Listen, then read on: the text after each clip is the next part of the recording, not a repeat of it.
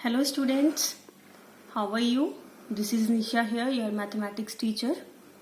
Today in this lecture, we will discuss about the worksheet of the chapter Coordinate Geometry. First, we will cover the MCQs. In the first MCQs, you have to find the midpoint of points A and P. As we know, the midpoint formula is x1 plus x2 by 2, y1 plus y2 by 2. Here x1 is minus 2, y1 is 8, x2 is minus 6, y2 is minus 4. Put all the values, we get the midpoint, that is minus 4, 2. In the second question, you have to find the distance of point P from the x-axis. Here the point P is 2, 3. So if we take this distance of this point from the x-axis, it is the distance of y coordinate. Y's value is 3, so distance will be 3. In the third question, you have to find the area of triangle. You have given 3 points of the triangle ABC.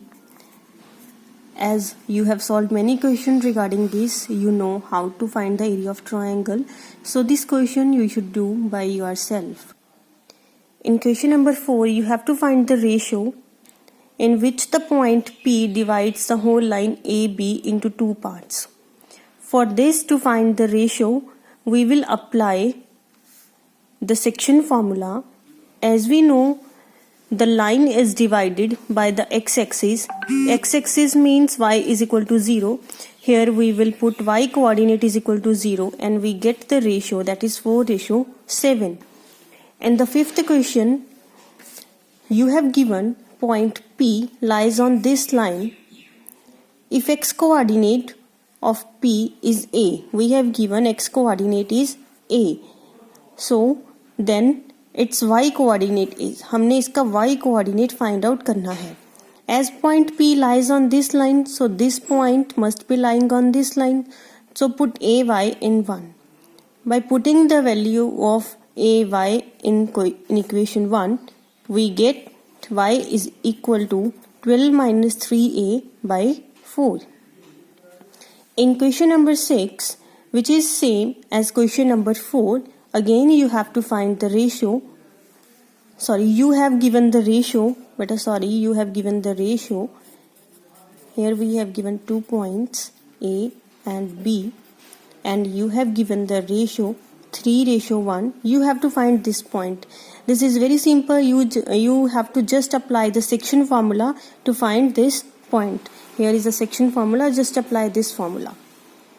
Now in question number 7, if 2 triangles have the same height, we have given 2 triangles, both are having same height, then what will be the ratio of their areas? For this we have took their ratios, area of triangle 1 and area of triangle 2.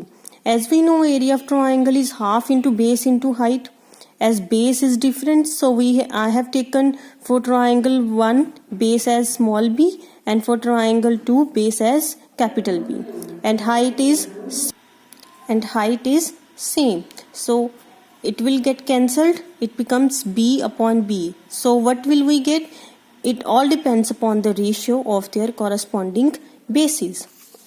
In the next question, question number 8, you have given 3 points.